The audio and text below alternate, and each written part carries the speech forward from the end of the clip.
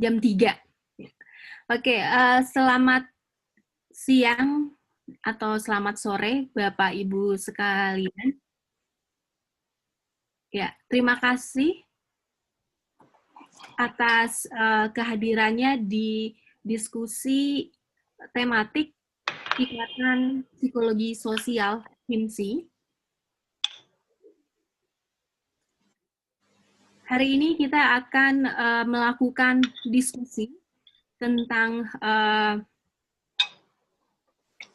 psikologi politik. Sebelum kita masuk ke sesi paparan dari para pembicara, izinkan saya memberikan pengantar sedikit. Pada tanggal 25 November 2020, Menteri Kelautan dan Perikanan terjaring operasi tangkap tangan oleh Komisi Pemberantasan Korupsi. Menteri KKP dikabarkan menerima suap sebesar 3,4 miliar dan 100 ribu dolar Amerika Serikat.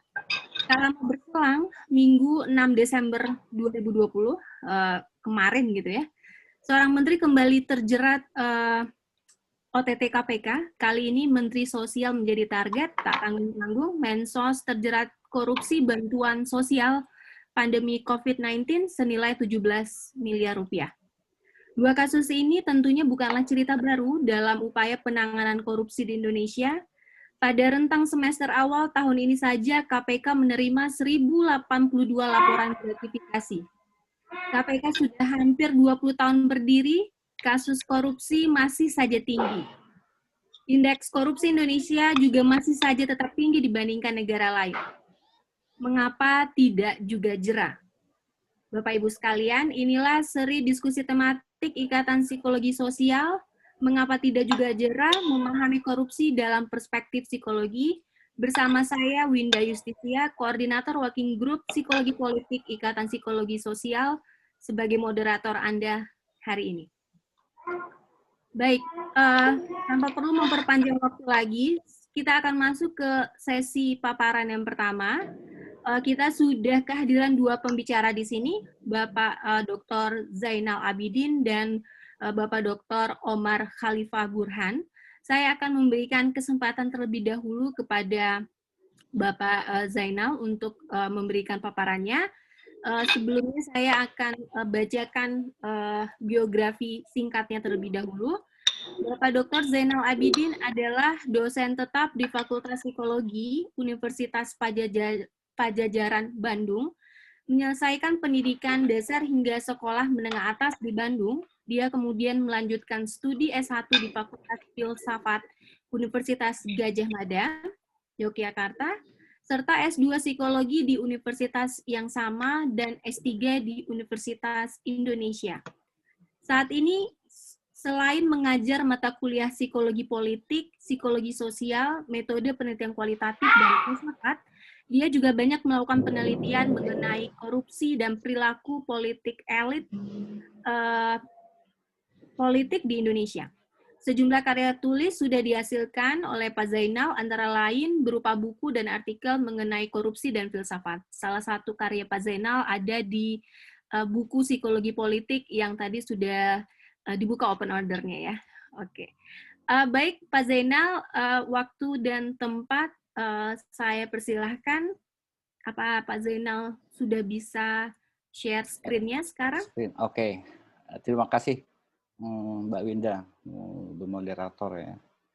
Izin share ya. Juga terima kasih pada hadirin semua, terutama Pak Omar ya sebagai pembicara kedua. Mestinya yang muda lebih dulu, tapi oke deh, saya duluan. Oke, saya akan share screen dulu.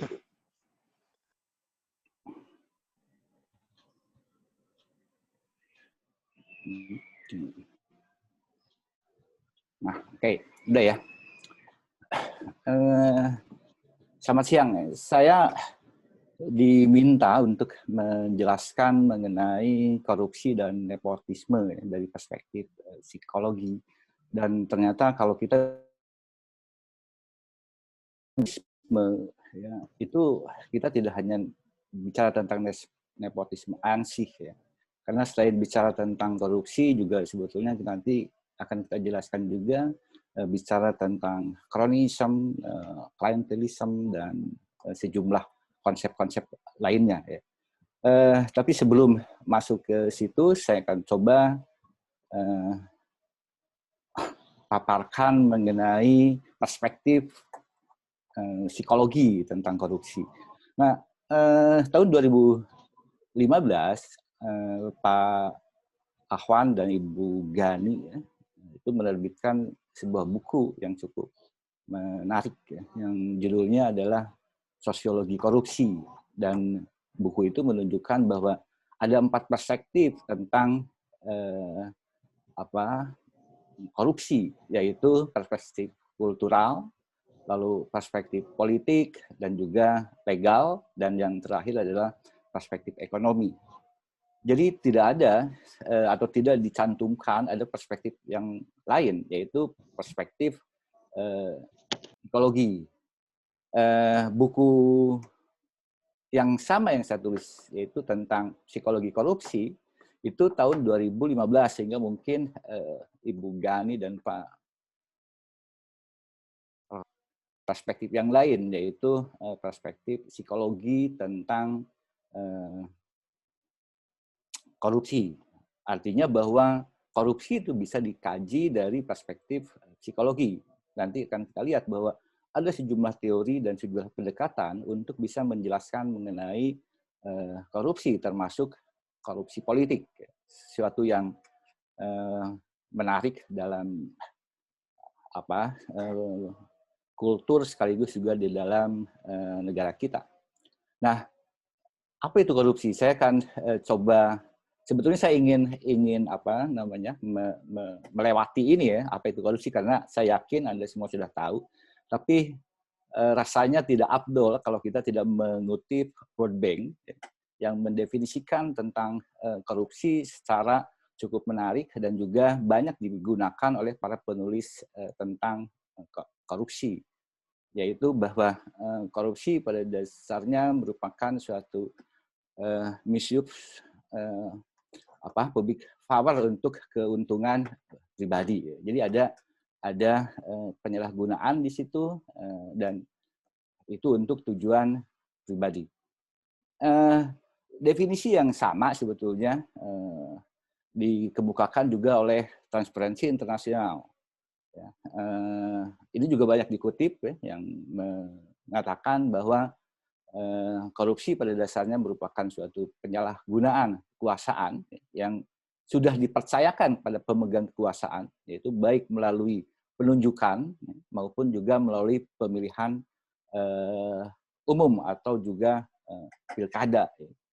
Dan itu tujuannya adalah untuk kepentingan pribadi. Nah, ini sudah kemudian diterjemahkan ya di dalam undang-undang tentang korupsi. Jadi ada 30 bentuk korupsi di Indonesia dan kemudian dikategorikan dalam 7 kategori. Jadi kalau kita baca misalnya sejumlah keterangan dari KPK misalnya, kalau ada kasus tertangkap tangan itu biasanya minimal ada salah satu dari 7 kategori ini. Ada kerugian keuangan negara, suap menyuap, penggelapan dalam jabatan, pemerasan, perbuatan curang, benturan kepentingan dalam pengadaan, dan tentunya adalah gratifikasi. Oke. Lalu apa jenis-jenisnya? Banyak varian tentang jenis-jenis korupsi, tapi saya akan coba membuat lebih sederhana, yaitu dengan mengklasifikasikan dalam 2 kategori, yaitu ada disebut dengan grand corruption, yang cirinya adalah besaran dana yang dikorupsinya memang relatif besar. Jadi kalau KPK itu biasanya di atas 1 M. Ya. Kemudian pelakunya adalah elit politik, pejabat publik, tinggi penegak hukum, dan juga pengusaha. Dan biasanya kalau pengusaha itu adalah ikutan dari para elit politik, pejabat publik, tinggi penegak hukum, dan terdapatlah pengusaha yang juga terlibat di situ. Nah, kemudian ciri yang lainnya adalah di variannya, di grand corruption, itu ada disebut dengan political corruption, dan juga ada antara lain judicial corruption. Nah, yang menarik dari political corruption adalah bahwa di dalamnya ada yang disebut dengan korupsi legislasi, yaitu bahwa ini terjadi di dalam proses penyusunan undang-undang. Dan kalau di dalam kebijakan pemerintah ataupun juga misalnya di level kota atau provinsi, itu ada misalnya ada perda misalnya. Dan kalau di level kementerian itu ada permen. Kita tahu misalnya korupsi-korupsi yang dilakukan di level elit itu, katakanlah di kementerian itu ada biasanya dikaitkan dengan permennya atau peraturan menterinya. Dan di samping itu, dan ini yang paling banyak terjadi, karena kalau korupsi legislasi itu biasanya penegak hukum termasuk KPK misalnya sulit untuk masuknya ke situ. Tetapi yang biasanya dilakukan operasi tangkap tangan, lalu juga penangkapan atau penetapan tersangka yang lainnya, itu biasanya adalah korupsi dalam pelaksanaan dan pengawasan undang-undang atau permen atau perda. Jadi kalau misalnya tadi Mbak Winda menyebutkan ada dua contoh, dua menteri yang terlibat korupsi, itu adalah dalam konteks korupsi dalam pelaksanaan dan pengawasan permen sebetulnya di situ. Dan tentunya juga di atasnya itu undang-undang. Nah, oke. Nah, jenis yang lainnya itu adalah petty corruption, dan itu biasanya dilakukan oleh para birokrat kecil di daerah dengan ini yang kecil ya, dengan besaran dana yang kecil. Tapi saya tidak masuk ke situ, cuma mungkin hubungannya ya. Ini cukup menarik. Ini susah nih. Tingginya tingkat grand corruption menjadi indikator tingginya petty corruption. Dan ada sebuah temuan yang menarik dari Jamie M. Sommer yang menunjukkan bahwa korupsi di tingkat elit di executive branch dan korupsi petty corruption, jadi ecek-ecek gitu di public sector, itu berakibat, ini penelitian tahun 2001 sampai 2014 ya, berakibat pada hilangnya hutan.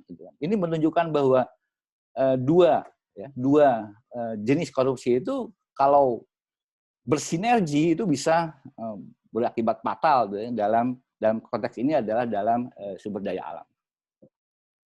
Nah, efeknya apa? Efeknya kita tahulah, misalnya Anda bisa menurunkan tingkat kepercayaan pada pemerintah, menciptakan ketidakadilan, menurunkan dan merusak kualitas sumber daya manusia dan alam, menurunkan daya saing dan di berbagai bidang, ekonomi, teknologi, pendidikan, olahraga, dan lain-lain. Nah, sekarang kita lihat apa itu nepotisme. Nah, kalau kita lihat asal-usul katanya, itu berasal dari bahasa Latin dan Italia, nepos atau nevel, artinya keponakan. Tapi konon dalam bahasa Italia itu juga bisa berarti anak. Sehingga nepotisme itu bisa didefinisikan sebagai penempatan atau penunjukan keponakan atau anak atau anggota keluarga pemilik kuasa di jabatan tertentu dalam suatu organisasi atau juga pemerintah. Tapi dalam perkembangan berikutnya bukan hanya keponakan, tapi juga suami atau istri atau anak, anggota keluarga, bahkan juga teman dekat.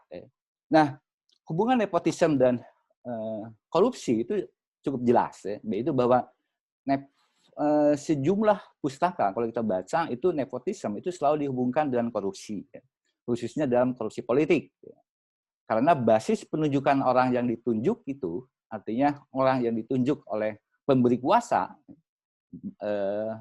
terutama keluarga dan kerabat dekat, itu tidak didasarkan pada kompetensi dan kapabilitas yang dimiliki, melainkan karena kedekatan atau pertemanan atau kesamaan identitas sosial, karena suku, keluarga, bahkan parpol, Kalau kita lihat misalnya contoh di kasus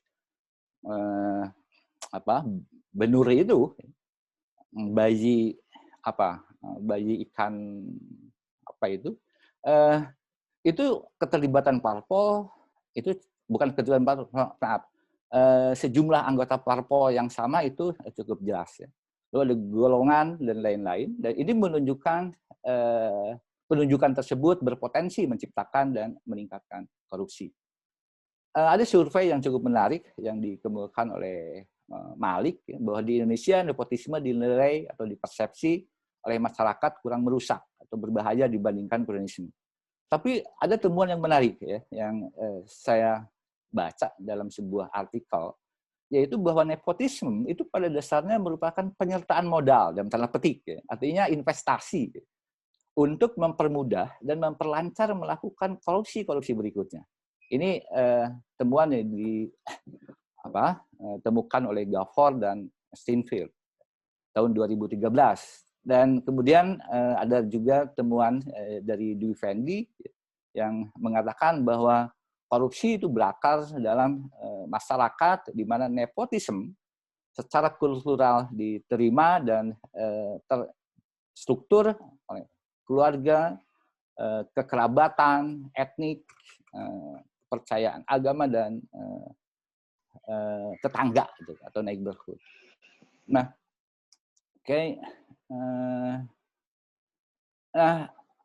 sebetulnya ada isem yang lain, ya. Artinya bukan hanya nepotisme, tetapi ada yang disebut dengan kronisme. Nah, kalau kronisme itu adalah praktek penunjukan teman-teman karib yang dapat dipercaya untuk jabatan-jabatan tertentu tanpa kualifikasi atau keahlian yang tepat. Dan biasanya dilawankan dengan meritokrasi. Kalau meritokrasi berarti ada penunjukannya berdasarkan pada kualifikasi, berdasarkan pada kapabilitas tertentu, ya. Tidak didasarkan pada kedekatan. Nah, ini di awal Orde Reformasi itu kronisme itu sangat sering kita dengar, ya. Nah, kemudian ada klientelisme, yaitu hubungan simbiosis mutualis antara patron atau tokoh atau yang memiliki otoritas, ya, status yang tinggi, dan klien, untuk orang yang menarik manfaat atau keuntungan dari tokoh itu. Misalnya ada pengusaha, pihak lain yang memiliki kepentingan yang dibutuhkan dari tokoh itu. Oke. Nah, ciri dari baik nepotisme, kronisme maupun klientelisme itu adalah bahwa motif yang memberikan posisi atau kemudahan pada orang yang diberi posisi dan yang dimudahkan adalah terutama untuk mempertahankan, memperluas, memperbesar, dan melanggengkan kekuasaan politik dan ekonomi. Jadi memang tadi apa yang dikemukakan sebelumnya, bahwa sebenarnya investasi dari situ, ada investasi di situ yang kemudian memang manfaatnya itu akan dipetik kemudian, kurang lebih begitulah. Dan juga untuk membentengi kekuasaan dan memudahkan koordinasi atau komunikasi. Dan selain itu juga ada sekunder motifnya, yaitu membantu meningkatkan status sosial dan ekonomi anggota keluarga, sahabat karib, teman satu partai, dan pihak yang membantu pemilik kuasa. Oke. Nah, efek psikologisnya apa? Efek psikologis baik terhadap pemberi kuasa maupun orang yang diberi kuasa. Pada pemberi kuasa, nepotisme, kronisme, ataupun klientelisme itu mempersepsi bahwa mereka mendapatkan dukungan berlapis dari teman, dari keluarga atau kerabat, dan juga dari klien. Sehingga apa?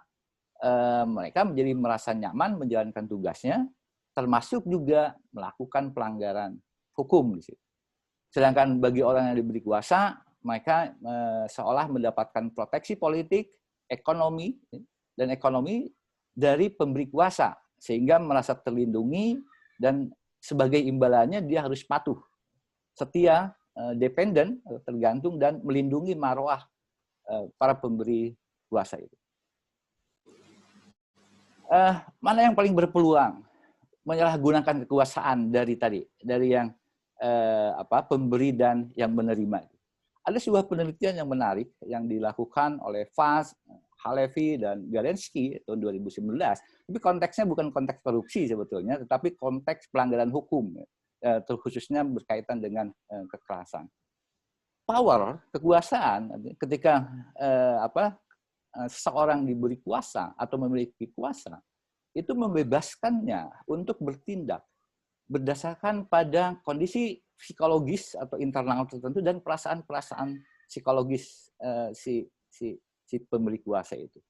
Dan yang menarik adalah lower status, ya, artinya tadi yang diberi kuasa, yang statusnya tentunya lebih rendah daripada yang tadi memberi kuasa, itu ternyata lebih mengancam, lebih aversif, gitu kan. Artinya di sini lebih mungkin melakukan pelanggaran daripada yang memberi kuasa atau high status dari situ.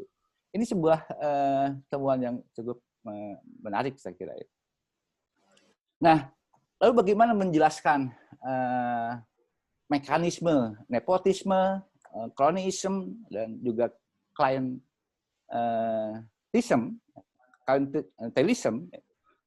dan juga tentunya korupsi dalam rangkaian variabel-variabel tadi lah, variabel-variabel tadi. Saya tidak melakukan penelitian khusus tentang ini, tetapi dari apa yang saya temukan dari sejumlah media, terutama Tempo misalnya, Tempo yang hari Senin yang lalu, kemudian juga dari media-media lain, itu bisa saya gambarkan sebagai berikut, yaitu bahwa yang pertama itu ada peluang di situ. Ada peluang, ini kalau misalnya ingat di kasus Ben-Nur itu kan, dulu dilarang pada zaman Puji Astuti dan kemudian diperbolehkan melalui peraturan menteri pada saat menteri yang baru. Itu berarti ada peluang dari situ. Nah, nah lalu ini kemudian itu kan diciptakan oleh kebijakan sebetulnya. Nah, yaitu melalui permen. Itu ada apa itu? Itu melalui permen. Nah, peluang ini bisa ya sudah tersedia dan kemudian dibuat permen, tapi juga bisa permennya sendiri yang menciptakan peluang. Nah, lalu dibentuk atau tersedia lembaga atau badan yang mengurus lembaga itu, terutama berkaitan dengan kalau dalam konteks tadi usaha Ben-Nur ya, atau ekspor Ben-Nur itu adalah terjadi nepotisme dan cronyism dari situ. Begitu. Nah, kemudian eksekusi kebijakan itu juga membuka peluang klientelisme, yaitu berkaitan dengan misalnya saja para pengusaha dari situ. Dan ini memunculkan peluang untuk korupsi dan akibatnya adalah penegakan hukum, yaitu bisa kena OTT KPK, tapi juga bisa tidak kena OTT KPK. Gitu kan. Itu gejala yang saya coba simpulkan dari apa yang bisa kita temukan datanya dari media. Nah, sekarang di mana proses psikologinya di situ? Nah, proses psikologinya itu seperti ini sebetulnya. Nah, ini saya punya sejumlah data temuan sebetulnya yang berangkat dari penelitian-penelitian lama. Ada beberapa penelitian nanti saya akan coba paparkan. Misalnya saja tentang obedience. Bahwa di situ ada obedience di situ. Misalnya kemungkinan ada orang-orang yang sebetulnya tidak punya niat, tetapi dia harus patuh pada katakanlah atasan. Atau compliance. Compliance itu karena diminta, dia lakukan itu. Atau karena conformity. Atau karena party identification. Identifikasi terhadap partai. Dan juga bisa jadi division of responsibility. Nah, kalau ini ada ini juga. Nanti saya tayangkan hasil penelitiannya. Itu ada penyebaran tanggung jawab. Kenapa ya? Karena bukan hanya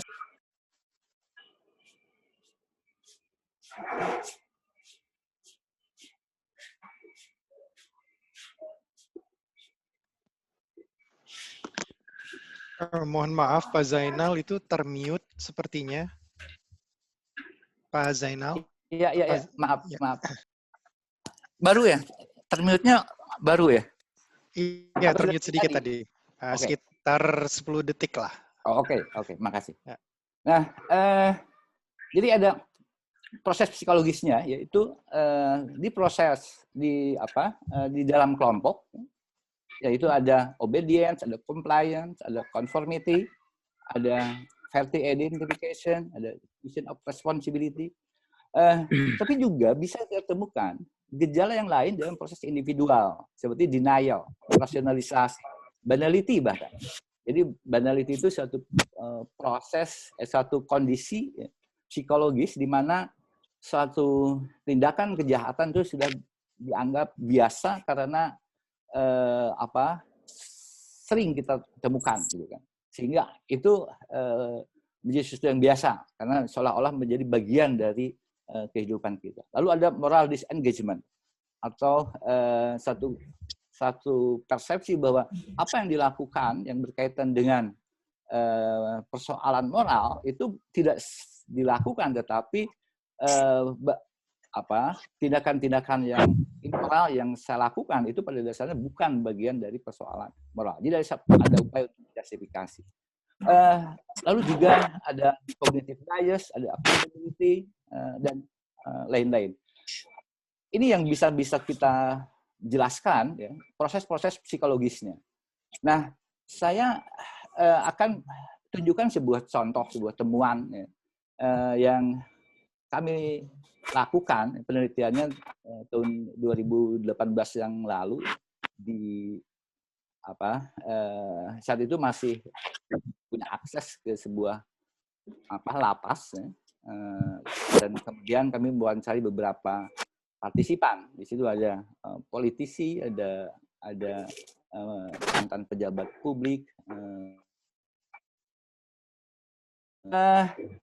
Itu ada proses yang disebut dengan proses denial dan rasionalisasi dengan beragam variannya. Misalnya denial of personal responsibility.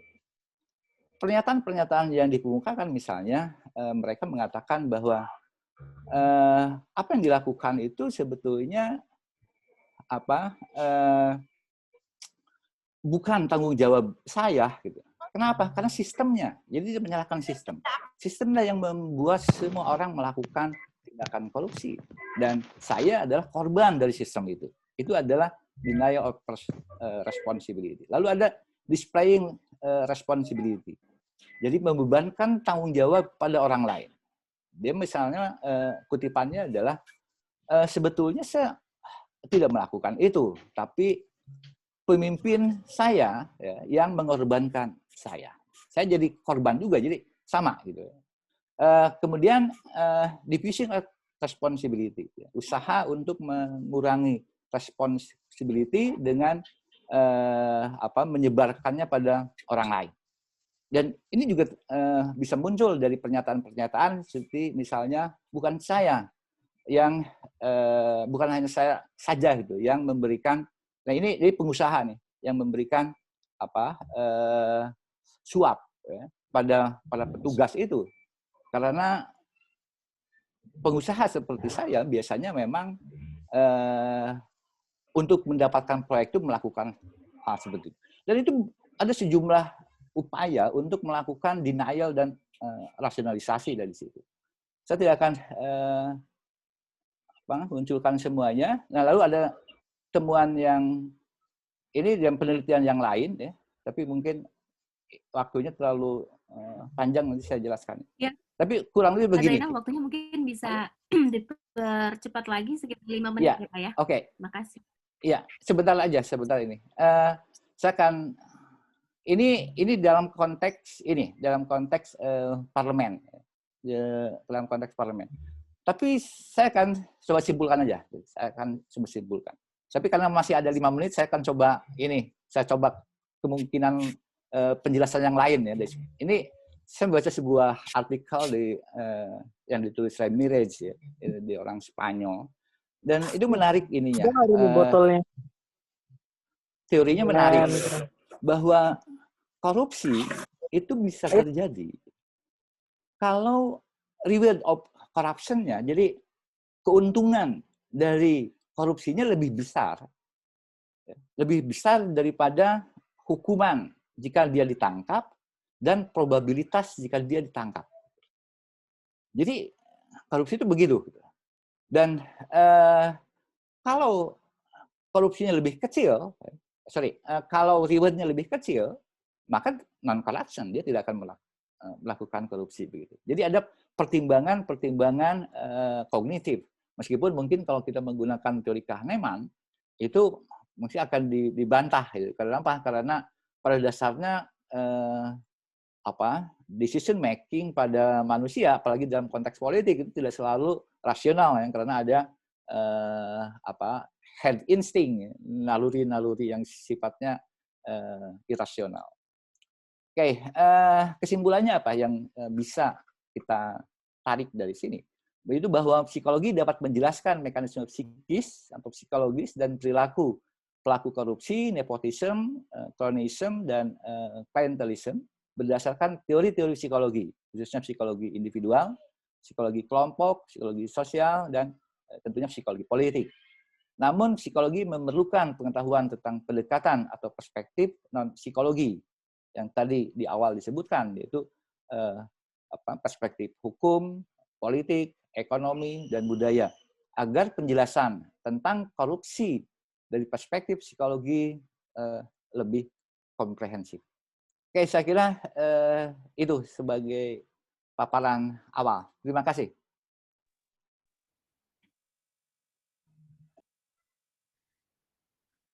Baik, terima kasih Pak Zainal atas paparannya yang sangat menarik.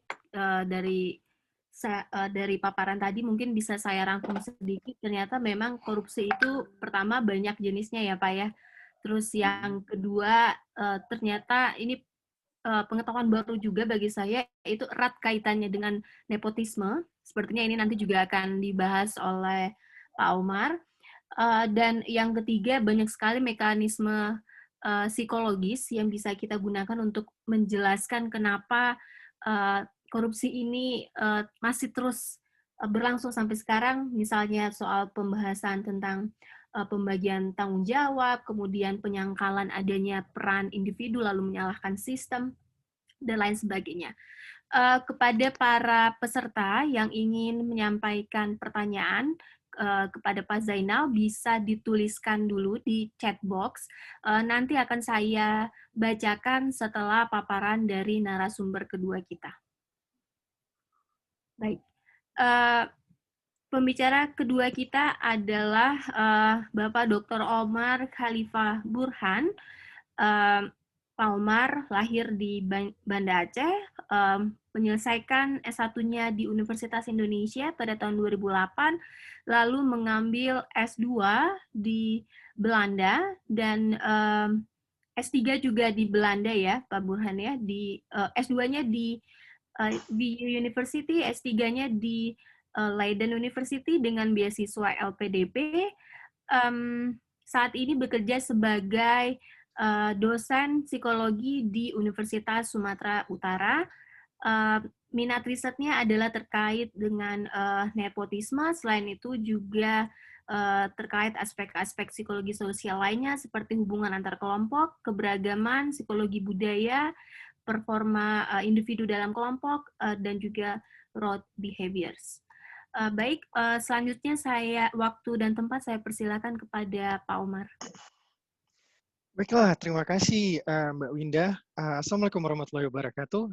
Senang sekali saya dapat bertemu dengan Anda untuk memberikan sedikit sharing dari penelitian saya tentang nepotisme. Seperti tadi Mbak Winda bilang, saya berasal dari Universitas Sumatera Utara.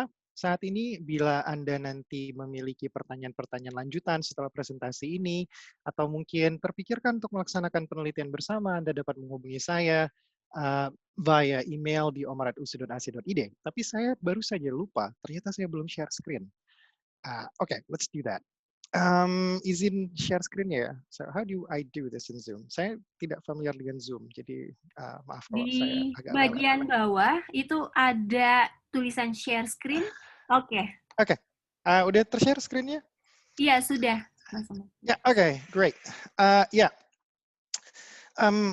saya tidak punya PowerPoint karena untuk membuat PowerPoint memakan terlalu banyak waktu, jadi akhirnya saya menuliskan langsung PowerPoint saya. Jadi mohon maaf kalau Anda tidak bisa membaca tulisan saya. Saya harap Anda bisa baca tulisan saya sih. So kalau nanti ada pertanyaan tambahan, Anda ingin menghubungi saya, bisa menghubungi saya via email di omar@usu.ac.id. So let's get into this. Today saya akan membicarakan tentang apa itu nepotisme. Walaupun tadi sebelumnya sudah dijelaskan oleh Pak Zainal dengan beautifully, kedua kita akan membicarakan tentang apa itu nepotisme di kacamata orang awam, kemudian apa saja konsekuensi atas persepsi nepotisme, dan terkait dengan tema kita hari ini, why nepotism remains common, kenapa orang tidak jera juga dengan nepotisme despite the negative connotation yang masyarakat tempatkan pada nepotisme. So let's start with what is nepotism.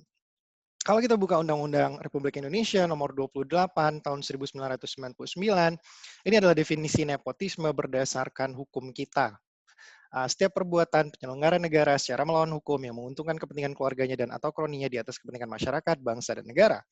Kalau buat saya, definisi ini agak-agak sulit untuk kita bedakan dengan definisi korupsi yang sudah dipaparkan oleh Pak Zainal tadi. Yang satu adalah perbuatan penyelenggara negara di sini. Oke, let me just coret-coret sedikit. So, yang pertama itu adalah dia adalah penyelenggara negara yang melawan hukum, dia melawan hukum, yang menguntungkan kepentingan keluarganya. So, kalau misalnya seseorang mengambil uang negara, kemudian memakai uang negara itu untuk kepentingan keluarganya, itu sudah disebut sebagai nepotisme di dalam setidaknya hukum yang kita miliki saat ini. And then juga tidak ada pembedaan antara nepotisme dan kronisme, padahal tadi seperti yang disebutkan oleh Pak Zainal, ada bedanya. Dan saya akan juga dan nepotisme adalah dua hal yang berbeda, dan mungkin kita perlu memperlakukan kedua fenomena ini sebagai dengan cara yang berbeda pula. So, ini adalah definisi nepotisme dari segi hukum negara kita. Bagaimana dengan scientific definition of nepotism? So, kalau kita ambil biologi evolusioner, nepotisme itu sebetulnya adalah suatu hal yang sangat lumrah, suatu hal yang sangat natural. Semua orang, bukan semua orang, bahkan organisme yang hidup saat ini, yang survive sampai saat ini, itu semua nepotis pada dasarnya.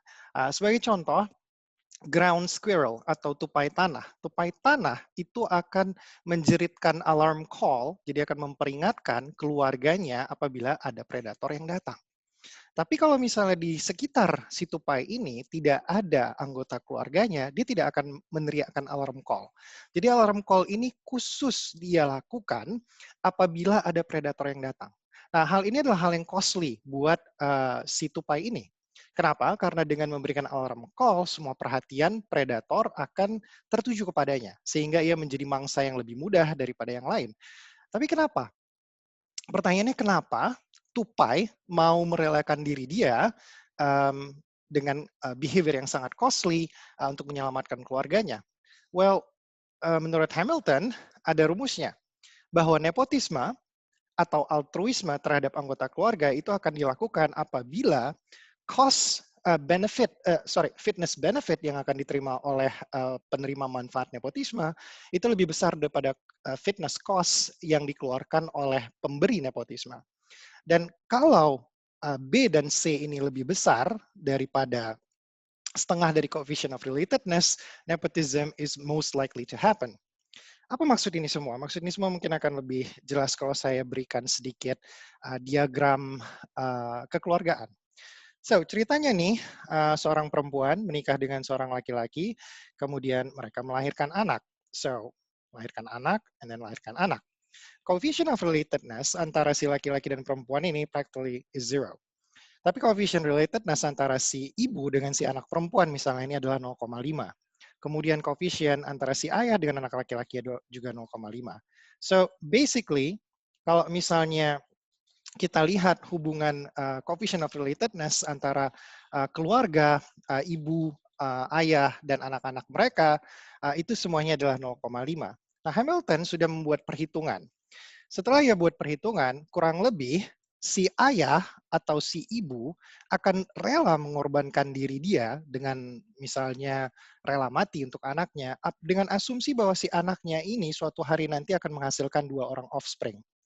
So ini mirip dengan, bukan mirip sih, ini menjadi salah satu ilham Hamilton, penelitian Hamilton, teori Hamilton, merupakan hal yang mengilhami Richard Dawkins untuk membuat tulisannya tentang the selfish gene. So the selfish gene basically says that kita akan altruis pada dasarnya supaya gen kita bisa kita lanjutkan. Nah, inilah dia alasannya kenapa Black Widow misalnya, jantan dari Black Widow itu rela dimakan oleh Black Widow betina karena dia berasumsi dengan dia dimakan akan ada cukup vitamin, akan ada cukup gizi bagi sang Black Widow betina untuk melahirkan keturunan-keturunan yang selanjutnya. So, kalau misalnya si perempuan ini misalnya, dia menikah dengan laki-laki, kemudian memproduce offspring juga, dan di sini koefisiennya 0,5 juga, kita bisa ambil hubungan antara nenek dan cucu di sini. Dan antara nenek dan cucu itu koefisiennya itu adalah 0,25. Which means, bagi seorang nenek, kalau ia ingin mengorbankan dirinya demi menyelamatkan atau menolong si cucunya, dia akan berasumsi bahwa cucunya itu akan menghasilkan 4 orang keturunan. So, nepotisme dalam biologi evolusioner intinya itu adalah melanjutkan keturunan. Dan nepotisme secara definisi itu adalah altruisme yang dilakukan oleh individu untuk memberikan keuntungan fitness benefit kepada beneficiaries of nepotism-nya. So, intinya yang mau saya katakan di sini adalah nepotisme adalah hal yang natural. We all do it. Dan cuman ada hal yang membedakan antara nepotisme yang akhirnya bisa kita bilang acceptable dengan nepotisme yang tidak acceptable. So, sekarang kita akan bicara tentang kapan nepotisme menjadi unacceptable dan kenapa nepotisme akhirnya have its bad name. So, di dalam penelitian saya sendiri, singkat kata, setelah menggabungkan antara Hamiltonian nepotism and also social identity theory tentang in-group bias, saya mendefinisikan nepotism sebagai in-group bias atau favoritism based on kinship.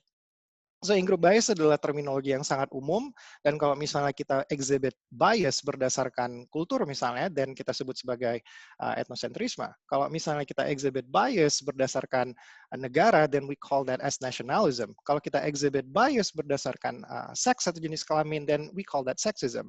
So, what is nepotism? Nepotism is a specific form of in-group bias based on kinship. That's my definition of nepotism. So, kapan nepotisme menjadi suatu hal yang problematis? Bayangkan kapal Anda karam, so pretend ini adalah sebuah kapal karam, and then Anda, ada Anda, and then ada anak Anda. Kemudian ketika kapal Anda karam, Anda menemukan sekoci. Sekoci kecil, dan sekoci ini kecil. Saking kecilnya, hanya muat satu individu. Kemudian sebagai orang tua, Anda berpikir, oke, apa yang akan saya lakukan? Saya akan menyelamatkan anak saya karena saya cinta dengan anak saya.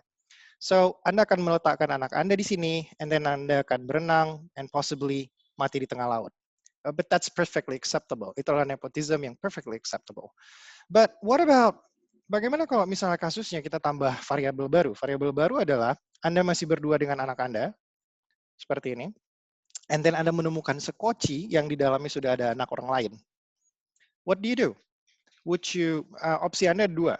Opsi pertama adalah Anda bertindak secara etis dengan tidak melempar anak orang lain ke laut dan meletakkan anak Anda di sini.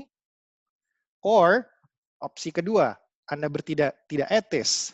Anda lempar nih anak yang ini keluar, and then Anda taruh anak Anda di dalam si kapal ini. That's also nepotism.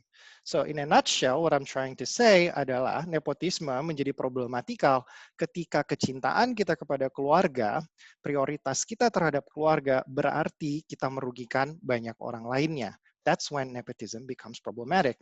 Tapi form of nepotism lainnya sebetulnya banyak sekali yang lumrah. Seperti misalnya nih, it's perfectly okay dalam society kita kalau misalnya kita tidak memberikan anak orang lain, anak jalanan misalnya. Kalau Anda memutuskan untuk tidak memberikan makan kepada anak jalanan tersebut, mungkin orang-orang kebanyakan akan menganggap, well, dia bukan orang tuanya, bukan tanggung jawabnya untuk melakukan itu. But what about kalau misalnya kita tidak memberikan anak kita sendiri makan? Then the society would evaluate you as a very, very bad person. So what I'm trying to say di sini adalah nepotism itu dan ada juga form dia ketika dia merugikan banyak orang lain dipandang sebagai unacceptable. But main pointnya adalah nepotism is natural, we all do it. So kalau ditanya kenapa bertahan, well because it's natural. Tapi apakah mentang-mentang dia natural terus kita boleh melakukannya terus-menerus? Menurut saya sih enggak. Karena itu tadi, keuntungan yang kita dapatkan kalau misalnya kita mendapatkannya itu dengan merugikan orang lain, in the long run, ujung-ujung itu akan merugikan kita sendiri juga secara umum. So, next. Apa itu nepotisme? Definisinya secara dari penelitian-penelitian ilmiah yang ada. Ini ada dua kubu. Kubu pertama itu menganggap bahwa semua employment atau promosi anggota keluarga saja tanpa memperhitungkan kompetensi itu sudah dapat dianggap sebagai nepotisme. Ada beberapa penelitian yang menggunakan perspektif ini, seperti misalnya dari Alberto Durante dengan Academic Homonymity Index, and then also ada Alesina dengan name index-nya. Kemudian ada penelitian dari Jennifer Spranger yang menggunakan kin density untuk mengukur tingkat nepotisme. Nah, tapi ada masalah dengan kubu pertama ini. Apa masalahnya? Masalahnya adalah, suppose kita punya anak yang super kompeten dan paling kompeten, okay? Dia melamar kerja, and then kompetensi dia itu tidak bisa dikalahkan oleh siapapun. Apakah kita akan menyebutnya sebagai nepotisme? So, muncullah kubu yang kedua. Nah, kubu yang kedua ini dipelopori oleh Nick Darioli, terus juga ada Paget and Morris, and also Giovanni Abramo. Itu menyatakan bahwa kalau misalnya seorang anak kita meng-hire anak kita sendiri, dan dia terbukti secara prosedural seorang yang paling kompeten, then that's not nepotism.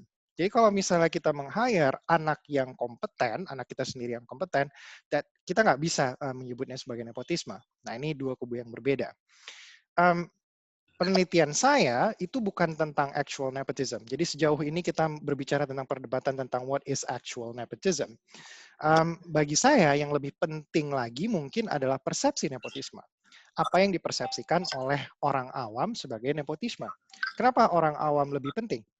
Karena di organisasi, karyawan organisasi itu yang akan terkena implikasi dari peraturan-peraturan anti nepotisme yang ditetapkan di perusahaannya. Dan orang awam juga yang akan terkena implikasi atas dampak perilaku nepotisme yang dilakukan oleh atasan-atasan mereka. So, it's important, walaupun actual nepotism adalah suatu hal yang penting untuk kita telaah, persepsi nepotisme mungkin menjadi hal yang lebih penting dalam konteks ini. So, apa yang dipersepsikan orang sebagai nepotisme?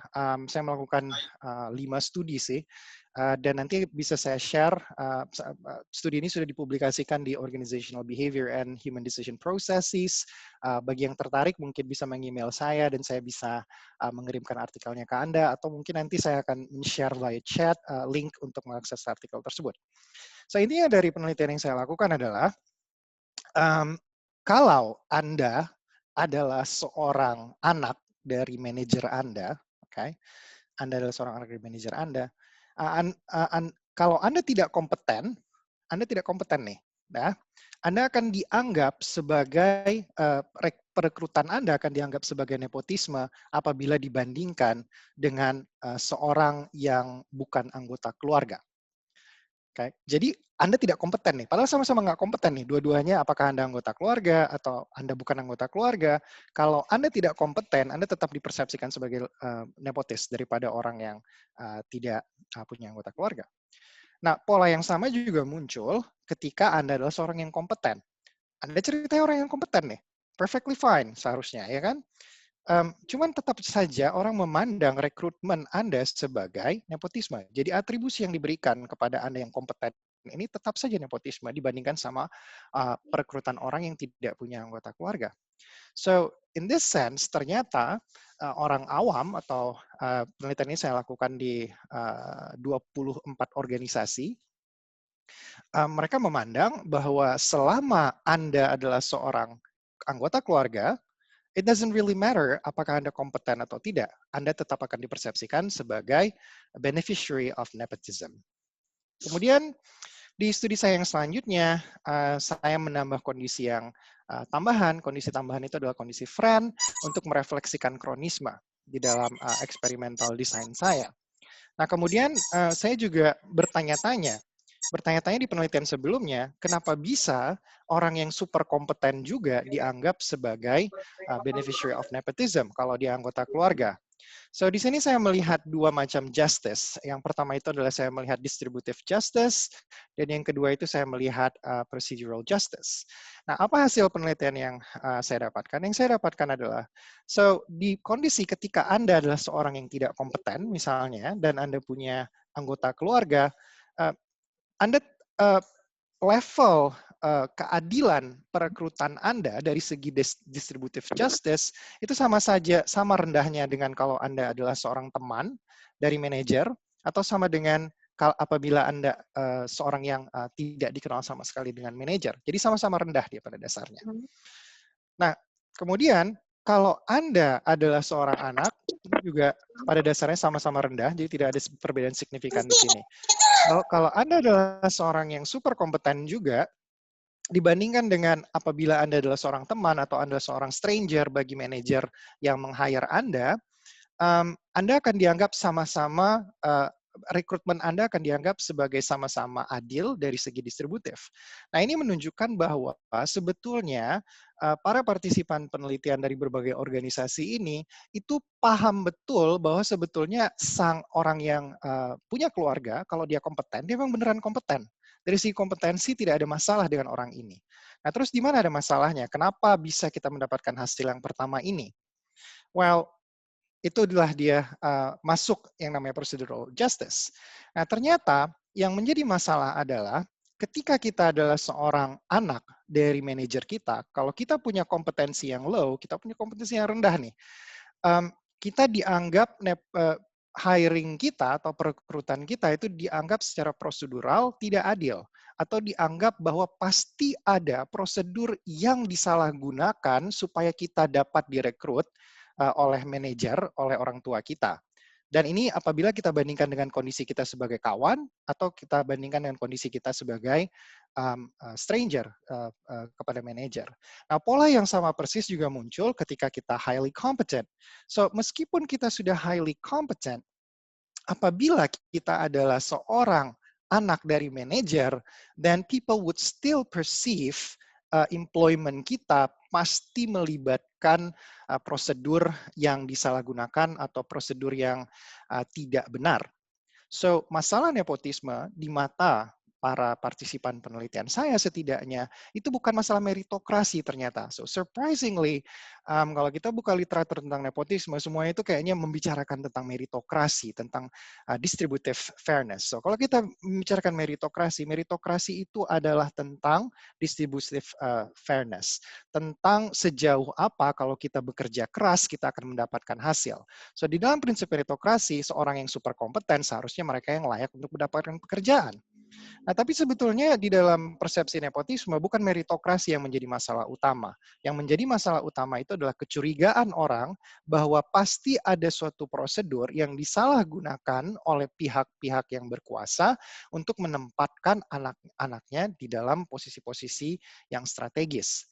So, kalau kita mau menanggulangi nepotisme, dan fokus kita mungkin bukan di meritokrasi ini, but fokus kita mungkin perlu kita perhatikan lebih baik lagi adalah prosedur dalam proses rekrutmen.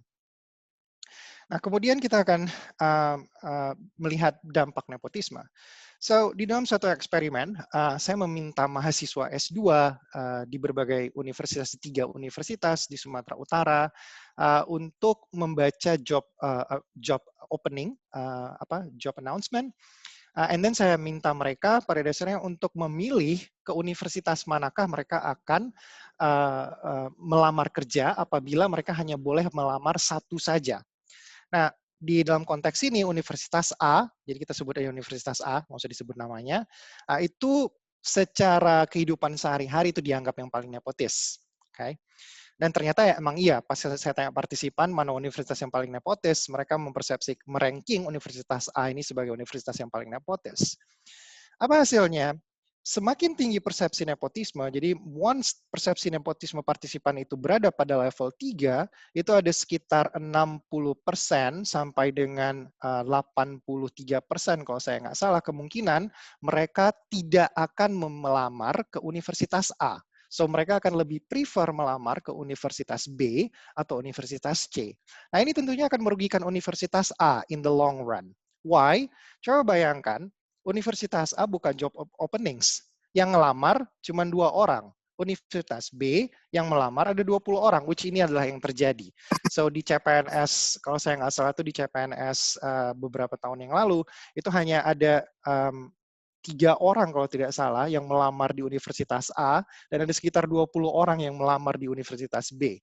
So, in the long run, tentunya akan lebih mudah mendapatkan qualified people kalau kita punya 20 pilihan daripada kalau kita hanya punya 3 pilihan tentunya. So in the long run, Universitas A itu akan maybe terisi dengan orang yang less competent dibandingkan sama orang-orang dibandingkan Universitas B. So that's one consequence of nepotism. And then konsekuensi nepotisme di politik. Bagaimana dengan konsekuensinya di politik? Jadi saya melakukan studi, specifically 4 studi, yang partisipannya itu adalah 3 studi di orang Amerika, dan 1 studi itu saya lakukan di Indonesia. Nah, saya memberikan manipulasi, pada dasarnya partisipan penelitian di kelompok manipulasi itu, kelompok eksperimental, membaca sebuah teks tentang the prominence of family ties di dalam kehidupan perpolitikan Amerika Serikat. Jadi mereka membaca teks seperti misalnya Hillary Clinton adalah istrinya Bill Clinton, and then George W. Bush, kakeknya adalah seorang senator, bapaknya seorang mantan presiden, adiknya adalah gubernur Florida pada saat itu. And then setelah mereka membaca teks tersebut, saya bandingkan mereka dengan kelompok kontrol yang tidak mendapatkan treatment sama sekali. Nah, ternyata hasilnya adalah mereka yang membaca teks tentang the prominence of family ties itu cenderung memiliki persepsi nepotisme yang lebih tinggi daripada mereka yang ada di kelompok kontrol. Kemudian, consequently, increased perceived nepotism as the results of the prominence of family ties itu meningkatkan political cynicism atau ketidakpercayaan politis para partisipan. And then itu juga membuat mereka mempersepsikan bahwa para elit politik telah memperlakukan mereka secara prosedural tidak adil. And eventually akhirnya adalah persepsi bahwa prosedural mereka telah ditreat dalam secara prosedural tidak baik, itu mereduksi political participation, seperti misalnya keinginan orang untuk memilih, dan juga mengurangi, dan ini bukan tambah tapi kurang. And then itu juga di studi yang lain itu menunjukkan bahwa meningkatkan keinginan orang untuk melakukan political protest, seperti misalnya peaceful demonstration, atau juga menandatangani petisi untuk memprotes pemerintah. Nah, di kondisi yang eksplisit ini, eksplisit sekali saya membuat manipulasinya. Seperti Bill Clinton, Hillary Clinton adalah istrinya Bill Clinton, seperti itu. Nah, saya juga membuat studi yang saya buat eksperimentalnya itu implisit. Implisit dalam artian hanya menyatakan bahwa hal-hal random tentang politisi yang punya ikatan kekeluargaan, kayak misalnya George W. Bush adalah presiden yang paling populer, tapi pada saat yang bersamaan presiden yang paling tidak populer. Hal-hal seperti itu. Atau hal seperti Ivanka Trump, nama aslinya itu adalah Ivanka Mary Trump, sesuatu yang random tentang orang-orang di politik Amerika Serikat yang memiliki hubungan keluarga. Hasilnya bagaimana? Hasilnya sama persis dengan hasil ketika dimanipulasi secara eksplisit. So, ini menunjukkan bahwa nepotisme bisa berbahaya secara empiris ini juga sebenarnya udah dihipotesiskan oleh Pak Zainal tadi waktu Pak Zainal memberikan paparan bahwa nepotisme atau persepsi nepotisme itu akan membuat masyarakat tidak percaya kepada para politisi. Konsekuensinya mereka tidak percaya sama politisi, mereka akan memandang bahwa para politisi men-treat masyarakat secara prosedural tidak adil, dan kemudian hal ini bisa membuat kita menjadi politically apathetic. Kita menjadi apathetic secara politis, dan ini mungkin bisa menjelaskan why angka partisipasi politik itu relatif rendah, khususnya kalau misalnya kita lihat pemilihan wali kota di Medan ini, kalau saya nggak salah cuma 40% atau 30% gitu. Maybe people are so cynical with politics that they cease to participate in it. Nah, kemudian kenapa tidak jera? So, di next study saya menelaah tentang ntar dulu, para elit politik bisa ada di tempat mereka karena ada yang milih. Kalau enggak, gimana mereka bisa naik ke posisi politik kalau misalnya tidak ada yang memilih mereka? So, pasti ada pendukung mereka. So, pertanyaan saya adalah, kenapa orang mau dukung nepotis? Orang mau mendukung, dalam hal ini, anak dari seorang pemimpin sebelumnya. Nah, di penelitian yang saya lakukan, ada sebuah istilah yang saya buat sendiri, namanya adalah family essentialism, yang merujuk pada kepercayaan individu bahwa keluarga itu punya esensi. Dalam artian, seorang anak yang baik itu pasti dari bapak yang baik, dari ibu yang baik. Keluarga yang baik akan menghasilkan anak yang baik. Orang tua yang baik akan menghasilkan, misalnya pemimpin yang baik akan menghasilkan anak yang berpotensi menjadi pemimpin yang baik.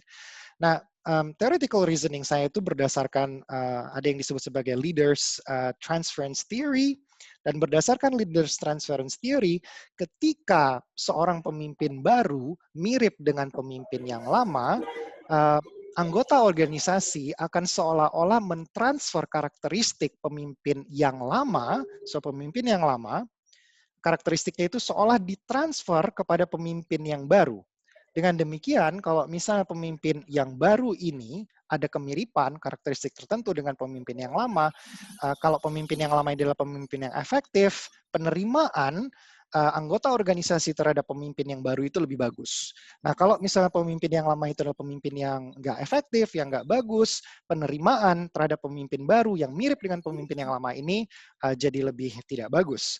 So, intinya adalah saya ingin melihat sejauh apa, pada dasarnya logikanya sederhana aja. Berdasarkan familial essentialism, orang akan memandang seorang anak sebagai mirip dengan orang tuanya. Dengan demikian, kalau dia suka dengan pemimpin sebelumnya, misalnya let's say Soekarno, kalau Anda suka dengan Soekarno, big chance Anda akan suka dengan Megawati misalnya. Kalau Anda memandang Megawati dan Soekarno itu sebagai mirip, tapi kalau Anda tidak memandang mereka sebagai mirip, ya enggak. Atau misalnya, kalau kita tarik anggota keluarga yang lain, misalnya di Medan sini ini sedang ada pemilihan wali kota sebentar lagi, dan itu melibatkan menantunya Jokowi. Mohon maaf, Mas Omar, bisa dipercepat penjelasannya. Oke. Oke. Saya akan coba mempercepatnya. So, intinya adalah ketika Anda memandang si anak itu sebagai seorang yang mirip dengan orang tuanya, dan orang tuanya sebelumnya Anda anggap sebagai pemimpin yang efektif, kalau Anda memiliki familial essentialism yang tinggi, Anda akan most likely mendukung si si anak dari pemimpin yang Anda anggap sebagai efektif tersebut. Di kondisi yang lainnya, saya melakukan beberapa manipulasi tambahan seperti menambah kondisi inefektif dan effective leader. Apakah si orang tua sebagai orang yang efektif atau leader yang tidak efektif? Tapi intinya adalah sama sih sebenarnya. Kalau Anda memiliki kepercayaan bahwa ada esensi dalam setiap keluarga, kalau Anda mempercayai ini, kemungkinan Anda untuk mendukung anak dari pemimpin sebelumnya yang Anda anggap efektif itu akan meningkat. So, why nepotism persists? Why banyak keluarga di beberapa provinsi di Indonesia khususnya itu bisa terus-terus saja terpilih menjadi pemimpin? That's because probably para pemilih merasa bahwa pemimpin sebelumnya, misalnya seorang ayah, itu adalah pemimpin yang efektif. Therefore, mereka akan continue untuk mendukung anak-anak si pemimpin yang efektif ini. Nah, apalagi ditambah dengan informasi tentang kandidat politik itu biasanya sangat terbatas. Kita nggak tahu latar belakangnya. Therefore, we use heuristic to make a decision tentang karakteristik orang. Dan ini bisa menjadi penjelasan why nepotism keeps on persisting.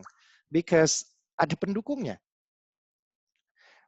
Take home message adalah yang pertama itu adalah saya ingin menunjukkan bahwa nepotisme itu adalah in-group bias atau favoritism based on kinship.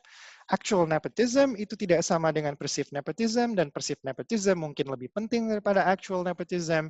Nepotisme kemudian secara prosedural dianggap sebagai hal yang tidak adil. So masalah pada nepotisme intinya pada prosedur, tetapi bisa saja nepotisme itu dianggap sebagai adil secara distributif.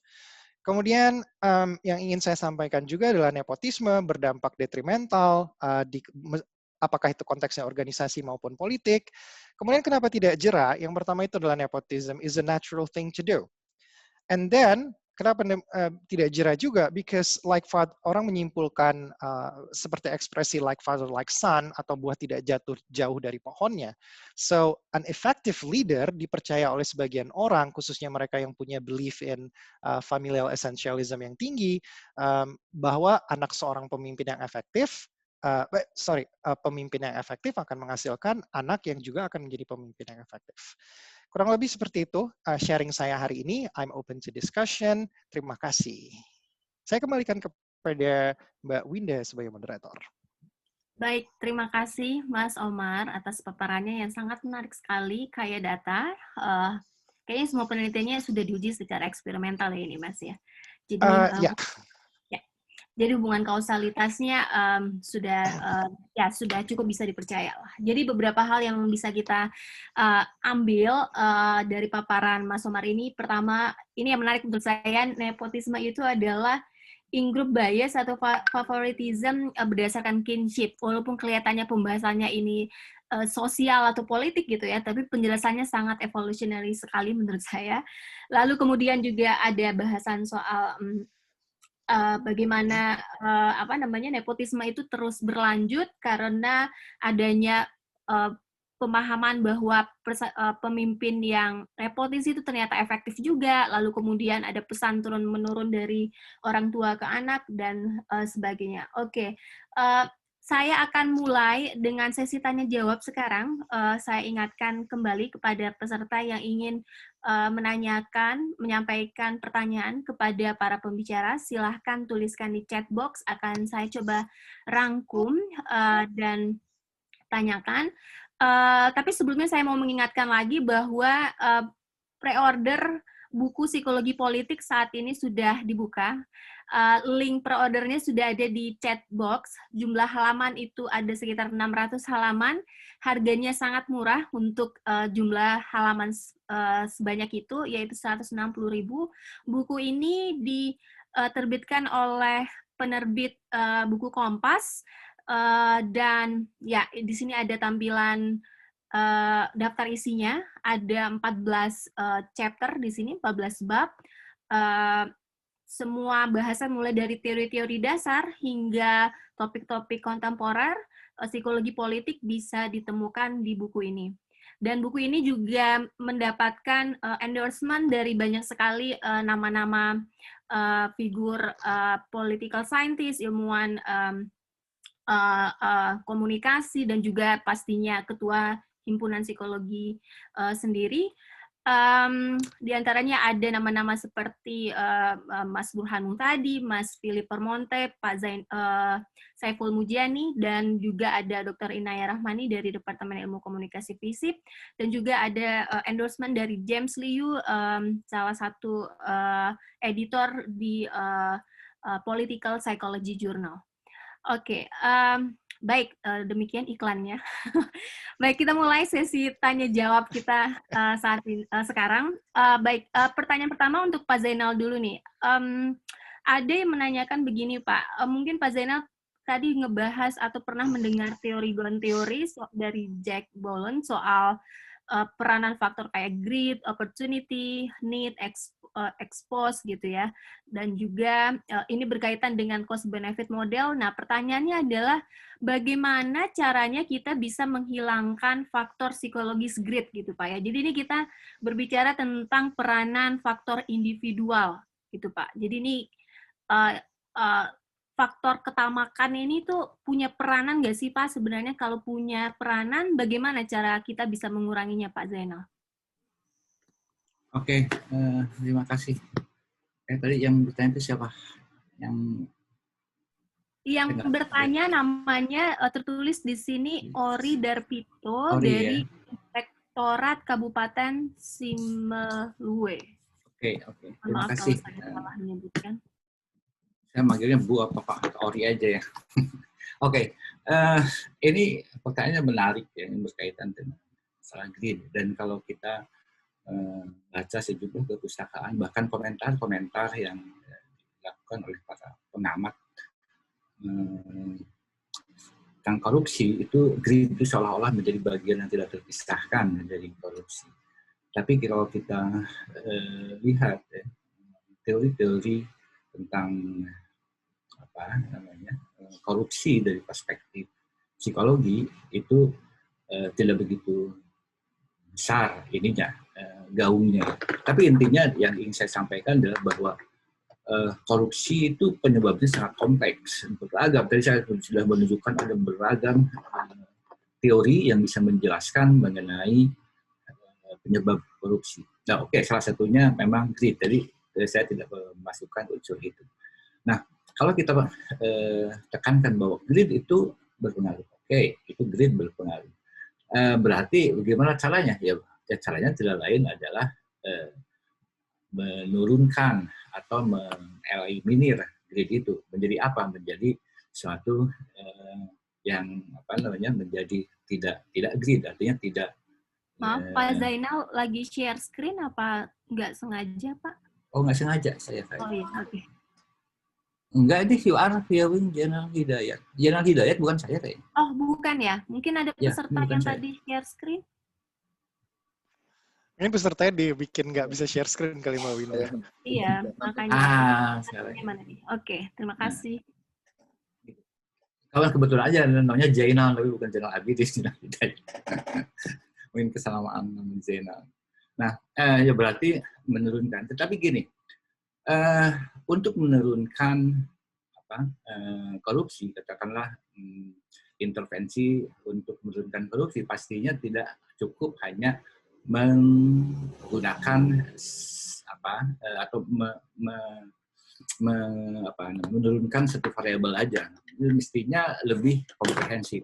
Tapi sejauh yang saya tahu dari pengalaman melakukan penelitian dengan partisipan yang beragam, mulai dari politisi, lalu juga baik yang masih aktif di parlemen maupun yang juga sudah tidak aktif, lalu juga dengan sejumlah narapidana dulu di Lapas Sukamiskin. Itu memang tidak hanya persoalan greed atau juga tadi faktor-faktor atau variabel-variabel individual, tapi juga ada variabel yang lebih luas lagi, yaitu berkaitan dengan sistem, lalu juga berkaitan dengan penegakan hukum, lalu juga berkaitan dengan leadership. Kenapa leadership menjadi sedemikian penting? Saya ambil contoh sebuah hasil penelitian saya. Tahun 2011, 2012, kami melakukan penelitian dengan pengambilan sampelnya berdasarkan pada hasil survei yang dilakukan oleh International TI, Transparency International Indonesia. Jadi Transparency International Indonesia itu melakukan sejumlah survei setiap tahunnya, termasuk di Indonesia. Dan salah satu yang disurvei itu adalah kota-kota dan kabupaten di Indonesia. Dan lalu di rating mana yang tertinggi tingkat korupsinya atau dipersepsi oleh masyarakat paling korup dan yang paling rendah tingkat korupsinya. Nah, saya mencoba atau kami mencoba saat itu mengukur sejumlah variabel di 4 kota dan kabupaten yang skor indeks persepsinya paling tinggi dan paling rendah. Artinya yang 2 yang dianggap paling korup dan 2 yang dianggap paling paling tidak korup. Nah, dan itu selalu berubah ya. Itu selalu berubah, tiap tahun itu selalu berubah.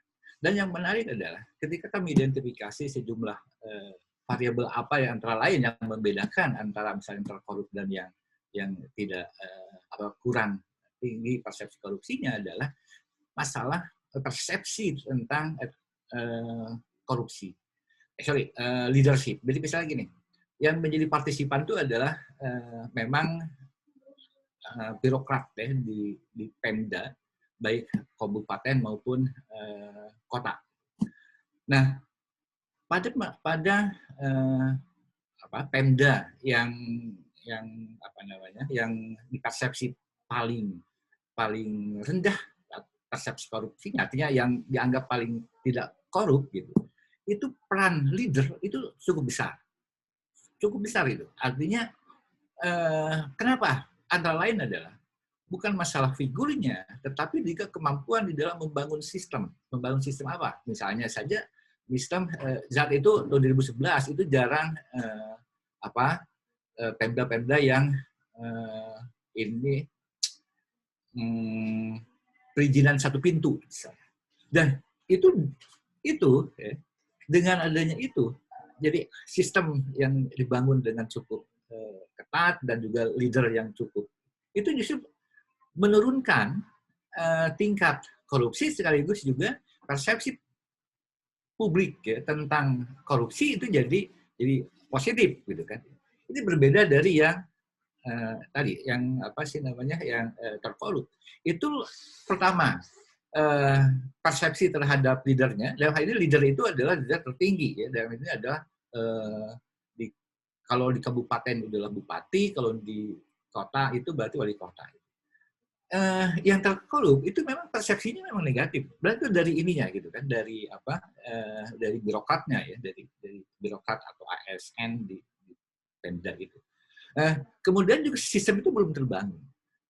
Nah, ini menunjukkan paling tidak di kasus itu, berarti persoalan leader dan juga dari sistem yang dibangun dengan cukup baik itu tidak memberi peluang atau paling tidak meminimalisir tingkat korupsi. Nah, ini berarti ada kalau tentang leader selain bukan hanya masalah adanya figur, tapi juga sesuatu kan dalam masyarakat yang patrilineal ya, dan patron itu sebagai figur gitu kan, itu jadi contoh. Ini hanya ingin menunjukkan bahwa kalau gitu berarti kalau ini dalam konteks pemerintahan itu bagian yang cukup penting. Nah, kali tentang grid, saya percaya grid itu merupakan variabel yang cukup menentukan. Saya ambil contoh misalnya kan tadi disebutkan bahwa yang lower status itu bisa menjadi bisa menjadi pelaku kriminalitas karena kaget dengan power yang disandangnya. Nah, ini bisa kelihatan ya. Dan ini bisa karena kaget itu kemudian bisa membeli apapun yang dia inginkan yang menjadi ininya kan, itu menjadi ekspektasinya mungkin pada saat tidak memiliki power gitu. Nah, tetapi tadi kalau sistemnya terbangun kemudian juga ada figur yang dijadikan sebagai model, itu bisa. Nah, variabel yang lain apa? Banyak sekali variabel yang lain. Seperti tadi kalau contohnya, kenapa sih kok nggak kunjung turun tingkat korupsi, bahkan diulang, bahkan orang kaget tuh. Kenapa sih baru 1 tahun pemerintahan periode kedua Jokowi dibangun, kok udah ada 2 menteri gitu misalnya, kok nggak kapok-kapok gitu kan istilahnya. Ya tadi itu bisa panjang ceritanya itu, karena kalau dari penelitian saya misalnya dalam konteks parlemen itu itu dari ini dulu tuh, dari hilir ke hulu itu memang penuh dengan apa sih namanya, dorongan-dorongan atau kekuatan-kekuatan yang mendorong orang melakukan korupsi. Meskipun tadi disebutkan bahwa apa pada saat penyusunan kebijakan itu tidak pernah ada kasusnya di pengadilan karena memang sulit untuk dibuktikan. Tetapi sinyalemen tentang itu dan dugaan-dugaan itu memang cukup kuat gitu, cukup kuat. Itu saya kira yang ingin saya sampaikan. Terima kasih. Terima kasih Pak Zainal atas penjelasannya. Jadi memang grid itu mungkin ada peranannya, tapi juga ada peranan yang lebih penting yaitu soal kepemimpinan gitu ya Pak Zainal ya. Baik, terkait dengan sistem. Ya, sistem. Dan kemudian saya akan pindah ke Pak Omar dulu nih soal nepotisme. Ini ada yang menanyakan bagaimana caranya mengurangi nepotisme, sementara di Indonesia tuh kan menekankan budaya kekeluargaan ya Pak Omar ya. Oh, ya itu saja pertanyaannya. Siapa tadi yang bertanya? Maaf, tadi saya agak kelewat tadi ya. Ya sudah. Terima kasih atas pertanyaannya. Hannibal. Ya, Hannibal ya. Hannibal? Terima kasih. Ya. Ya, film itu Hannibal, ya. Banten. Oh, baiklah Pak Hannibal. Terima kasih atas pertanyaannya Pak Hannibal. Kalau kita bicara tentang bagaimana mengurangi nepotisme, saya hanya berani bicara berdasarkan data penelitian saya. Dan data penelitian saya menunjukkan bahwa nepotisme untuk sampai saat ini yang paling efektif itu adalah memperkuat prosedur.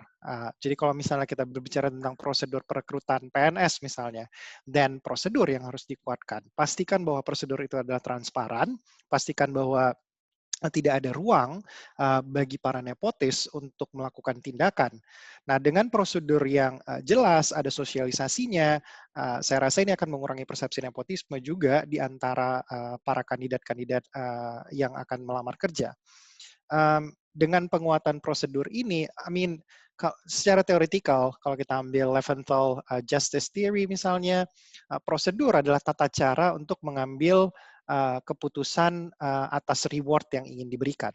So kalau misalnya prosedur kita sudah oke, prosedur kita udah transparan, prosedur kita udah ajak, udah jelas dia, sudah mengikuti, kalau istilahnya Leventhal itu 7 rules of procedural fairness, saya rasa otomatis meritokrasi itu akan tercapai.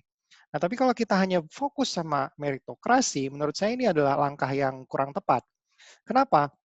Karena seorang nepotis itu bisa selalu saja berusaha, seorang nepotis itu biasanya yang mampu, biasanya orang yang kaya. Mereka bisa menyekolahkan anak mereka ke Harvard, kemanapun mereka mau, bisa. So mereka bisa selalu beralasan, anak saya yang paling kompeten, tuh dia lulusan Harvard, yang lain cuma lulusan lulusan universitas lokal gitu misalnya, mereka selalu bisa beralasan seperti itu. Tapi kalau misalnya kita perkuat prosedur, akan jelas nanti mau dia lulusan Harvard kayak lawannya lulusan lokal, tapi kalau lulusan lokal itu secara prosedur ternyata yang menang, tidak akan bisa mengatakan apa-apa si lulusan Harvard ini. Pada dasarnya seperti itu. So kalau kita mau menghilangkan nepotisme dan prosedur, entah itu konteksnya rekrutmen, entah itu konteksnya promosi jabatan, prosedur adalah kuncinya. Kalau berdasarkan penelitian saya. Kira-kira menjawab pertanyaannya nggak sih? Ya, menjawab sih menurut saya ya. Jika ada pertanyaan tambahan, boleh dituliskan lagi di chat box ya Mas ya. Baik, pertanyaan berikutnya ini mungkin bisa untuk kedua narasumber kita, Pak Zainal dan Pak Omar, yaitu terkait dengan ini karena kita bahasanya soal psikologi korupsi gitu ya. Ini kira-kira penjelasan faktor-faktor psikologis kayak tadi budaya ya, kemudian juga kayak kebutuhan dasar manusia kayak yang zaman sekarang orang pengen serba instan, lalu kemudian need for achievement-nya rendah, ingin menerobos, tidak taat aturan gitu ya, lalu kemudian juga mungkin ada yang nggak tahu tadi ya, misalnya kayak budaya kekeluargaan itu. Nah, jadi pertanyaan sekarang bagaimana caranya kita bisa mengurangi korupsi gitu ya, karena ini terkait, dan satu lagi tuh tadi juga ada bahasan soal gampang memaafkan. Nah, itu bagaimana itu kita melihatnya dari perspektif psikologi terhadap upaya penurunan kasus korupsi di Indonesia. Silakan Pak Zainal atau Pak Omar duluan yang mau merespon. Saya rasa ini ekspertisnya Pak Zainal. Pak Omar Jadi saya duluan nih akan kayaknya. mendengarkan Pak Zainal dulu kali ya. Tadinya bilang yang muda dulu nih. Oke. Pak Zainal dulu ya. Oke. Gini. Kebetulan saya melakukan penelitian. Tadi kan disebutkan ada dua jenis penelitian, dua jenis korupsi, yaitu yang grand sama petty corruption. Nah, yang tadi saya contohkan tentang birokrat di Pemda yang dipersepsi oleh masyarakat paling korup dan paling rendah, itu adalah bagian dari penelitian petty corruption, karena itu bureaucratic corruption ini. Nah, tapi juga saya melakukan penelitian yang grand corruption ini dengan partisipan tadi saya sebutkan ada ada politician, ada pejabat publik, dan bahkan ada ini juga sih yang biasanya juga tersangkut dalam grand corruption, yaitu pengusaha.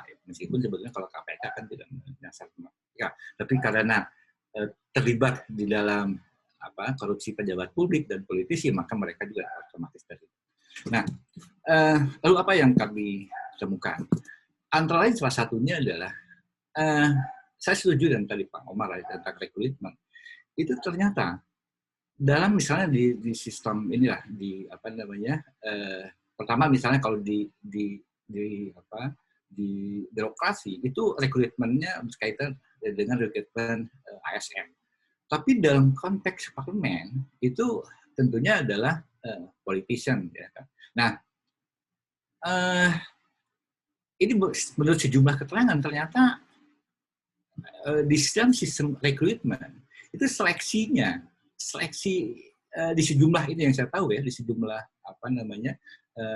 partai politik yang saya tahu itu tidak sedemikian ketat. Tapi yang terutama adalah antara lain coba kita lihat misalnya ada yang ujug-ujug jadi atau terpilih menjadi katakanlah anggota parlemen. Ya karena apa? Ya karena ada cara di situ, ada apa lagi itu, ada pengusaha. Artinya mereka memiliki modal sehingga punya akses dengan mudah. Jadi seleksinya itu tidak demikian ketat gitu kan. Ada modal sosial, ada modal finansial di situ sehingga jenjang itu relatif naik. Dan kemudian juga kedekatan dengan elit-elit partai tentu. Nah, ini kemudian berikutnya adalah dalam tahap berikutnya ya, itu ada pada pemilu itu ya, berdasarkan pemilu ini saya kira ini sudah bukan rahasia umum lagi, misalnya bagaimana misalnya di situ ada money politics dan lain. Artinya adalah membutuhkan bukan hanya modal sosial, dan apalagi kalau modal sosialnya kurang, maka modal finansialnya yang harus besar kan dari situ. Ini artinya apa? Ini artinya bahwa ada modal yang harus dikeluarkan. Kalau tadi ada investasi yang harus dikeluarkan. Kalau itu investasi yang harus dikeluarkan, terus ada gantinya dong. Ini yang terjadi. Belum lagi proses di situ. Proses apa? Ya proses budaya politik, baik di partai maupun di parlemen. Gitu. Nah ini yang terjadi. Maka saya selalu menekankan berarti bahwa masalah rekrutmen, masalah sistem di organisasi, dalam hal ini adalah organisasi politik, ya, atau kalau dalam konteks birokrasi, organisasi dalam konteks birokrasi, itu yang memang harus juga ikut dibenahi. Kenapa? Karena itu nanti efek psikologisnya pada level individual, itu tadi saya sebutkan, ada disebut banalitas. Artinya orang sudah merasa bahwa suatu tindakan yang keliru itu bukan lagi keliru, ya udahlah wajar orang lain juga melakukannya, udah dianggap biasa gitu. Belum lagi tadi ada moral disengagement dari situ. Bahwa yang melakukan, kalau saya yang melakukan ya tidak berarti bahwa saya ini apa sih namanya terlibat atau juga bagian dari suatu bentuk pelanggaran moral. Ada satu teori yang cukup menarik ya. Ini kurang lebih begini ininya, moral licensing. Jadi gini, kurang lebih. Kenapa sih orang dalam ini adalah misalnya saja pejabat yang dianggap atau dipersepsi orang baik-baik, baik sama orang, baik sama kalau misalnya anggota DPR kepada konstituen juga baik. Tapi kenapa terlibat korupsi misalnya? Dan bahkan ketika juga di proses di pengadilan itu pakai ornamen-ornamen yang religius, misalnya. Kan itu tuh intinya yang terjadi ya, yang sering kita saksikan. Nah, menurut teori tadi yang saya sebutkan moral licensing, itu sebetulnya moral itu seperti neraca kurang lebih. Neraca apa? Jadi kalau kita punya apa sih namanya di ekonomi itu ya neraca lah. Kan berarti ada aktiva, ada pasiva. Aktiva itu adalah hal-hal yang kita katakanlah yang menurut saya itu baik. Misalnya apa? Membantu orang, memberikan orang, lalu beribadat, misalnya, lalu menyumbang tempat ibadat. Itu adalah neraca kebaikan saya. Gitu. Nah, tetapi kita tahu kalau itu neraca bukan hanya aktiva, tapi juga ada pasifanya. Bagaimana itu dikeluarkan. Nah, ini ya, bisa dalam bentuk yang memang kontra yang kebalikan dari tadi aktiva itu. Antara lain apa? Ya melakukan hal-hal yang kontraproduktif. Antara lain adalah korupsi. Apa yang terjadi di situ? Proses psikologis apa? Proses psikologis yang menunjukkan bahwa kalau saya sudah berbuat baik, berbuat buruk sedikit atau sekali berbuat buruk pasti sih nggak boleh. Itu yang terjadi kan di situ. Nah, belum lagi nanti ada proses-proses tadi, ada defense mekanismenya. Tadi saya menunjukkan ada rasionalitasnya yang dikemukakan oleh mereka, ada denial-nya gitu kan. Dan mekanisme pertahanan diri lainnya. Sehingga mereka mengatakan bahwa ya itu mah bukan ini saya gitu, bukan kemauan saya itu akan saling ini kan gitu, saling melempar tanggung jawab karena ada division of responsibility dari situ. Kita tahu bahwa yang disebut dengan korupsi itu tidak pernah soliter, kecuali yang birokrat atau birokrasi itu memang bisa soliter dia, bisa sendirian dia. Tapi kalau political corruption itu biasanya adalah membutuhkan tadi kroni, membutuhkan nepot dan klien tadi. Itu barangkali. Nah, kalau demikian apa yang harus dilakukan? Ya tadi berarti di rekrutmennya, di sistemnya dari situ. Kenapa? Karena begitu kompleksnya. Karena apa? Antara lain ini saya jadi ingat juga penelitian yang lain. Ya. Tapi sebetulnya tidak spesifik tentang personality, tapi di dalam penelitian itu saya mencoba mengukur personality-nya dengan menggunakan the big five personality. Nah, sejumlah partisipan di situ memang kalau kita lihat trait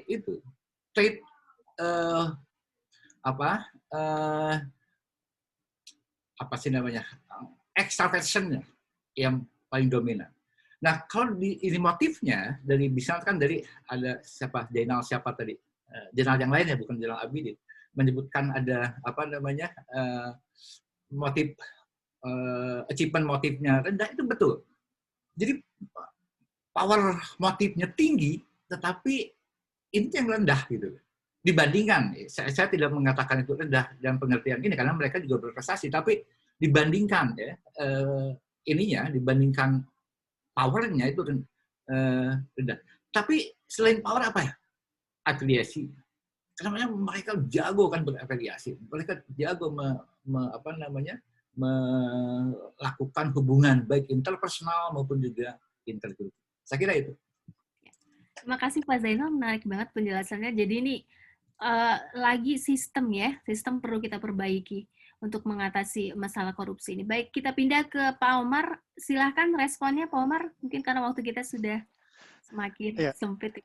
Karena karena waktunya sempit, saya idem dengan Pak Zainal. Gimana? Ya jangan dong Pak. Iya, saya rasa Pak Zainal juga sudah menjelaskan dengan sangat detail ya. Kalau saya tidak salah tadi pertanyaan utama itu adalah bagaimana kita merubah sistem, khususnya dengan mempertimbangkan bahwa budaya kita yang sepertinya itu, ya itu tadi kayak ada budaya maafnya, terus juga ada budaya yang mementingkan keluarga itu tadi. So bagaimana? Kalau bicara korupsi saya tidak berani karena saya tidak pernah korupsi secara langsung. Tapi saya akan bicara sedikit tentang nepotisme. Kalau menurut saya, seperti yang saya katakan tadi, prosedur dan juga tadi Pak Zainal juga sepakat bahwa prosedur dan sistem itu yang perlu kita ubah. Kemudian yang perlu kita sosialisasikan juga itu mungkin adalah bahaya yang akan disebabkan kalau misalnya suatu organisme termasuk manusia itu terus-menerus melakukan nepotisme. Karena ada satu teori yang menurut saya sangat menarik itu adalah group nepotism. So, group nepotism ini menjelaskan bagaimana kalau misalnya kita terus saja nepotis untuk pihak keluarga kita, manusia ujung-ujungnya nanti akan extinct. So, manusia akan punah kalau kita hanya berfokus pada nepotisme di dalam keluarga kita sendiri. At times, supaya manusia bisa survive, manusia butuh berkooperasi dengan keluarga lain, dengan orang-orang di luar keluarganya sendiri. Gitu. Nah, ada titik, ada semacam pembuktian matematisnya yang saya juga kadang suka bingung membacanya, itu adalah ada titik di mana nepotisme itu akan menguntungkan suatu keluarga, tapi ada titik di mana akhirnya si nepotisme itu akan justru merugikan si keluarga itu sendiri. Nah, kadang saya rasa mungkin sosialisasi pengetahuan tentang kapan nepotisme itu akhirnya dapat merugikan semua orang, itu mungkin bisa menjadi salah satu strategi yang dapat kita ambil untuk menunjukkan bahwa if we keep on doing this, one day we'll be doomed dengan praktek yang kita lakukan selama ini. Gitu. Mungkin itu saja mungkin ya tambahan sedikit dari yang telah super sekali Pak Zainal jelaskan. Oke, baik Pak Omar, Pak Zainal, terima kasih atas paparan dan jawaban-jawaban atas pertanyaan yang diberikan oleh para peserta. Sayang sekali waktu kita terbatas dalam diskusi kali ini. Terima kasih kepada para peserta yang sudah hadir kayaknya dari Sabang sampai Merauke ada ya di sini ya. Senang sekali bisa bertemu secara online, secara virtual. Kita akan melakukan foto bareng, tapi sebelumnya izinkan saya untuk mengingatkan bahwa para peserta silahkan mengisi daftar hadir yang sudah diberikan, linknya di chat box untuk yang menginginkan e-sertifikat, dan juga yang tertarik untuk pre-order buku psikologi politik, itu linknya juga ada di chat box. Tetap ya jualan sampai akhir. Baik, sekarang kita akan mulai foto bareng dulu. Boleh dinyalakan kameranya jika ingin ikutan foto bareng. Baik. 1, 2, 3. Oke, saya mulai ulang lagi. Ada 7 halaman, jadi 7 kali ya. 2. Oke. Halaman saya udah belum? Mudah-mudahan ya. Kalau udah selesai nih, mau kedip mata nih. Oke, mudah-mudahan semuanya direkam di sini. Oke. Ada. Soalnya random aja nih. Mohon maaf yang giginya jadi kering karena nungguin giliran. Idam, jangan lupa kacamatanya, Dan. Oh iya, betul. Malah ketrigger. Kacamata gayanya. Oke, wah ada. Oke, baik. Terima kasih Bapak Ibu sekalian atas kehadirannya di acara diskusi kali ini. Sampai ketemu di acara diskusi Ikatan Psikologi Sosial lainnya di masa yang akan datang. Selamat sore. Terima kasih Pak Zainal. Selamat sore, terima kasih. Wah, keren Omar. Assalamualaikum. Omar, terima kasih. Bang Winda dan teman-teman yang lain, terima kasih. Terima kasih Bang Zainal. Oke, kita tutup. Oke. Ini ninggalin gitu aja Mbak Winda. Oke, so kita tutup aja ya. Iya, boleh. Silakan ya. Mbak Winda. Ya, terima kasih ya. Mas Omar, Pak Zainal. Okay, until next time. Assalamualaikum warahmatullahi Ya, wabarakatuh. Waalaikumsalam warahmatullahi wabarakatuh. Terima kasih, sampai ketemu. Sampai ketemu lagi. Terima kasih. Selamat ya. Terima kasih kamu Tia. Bye bye.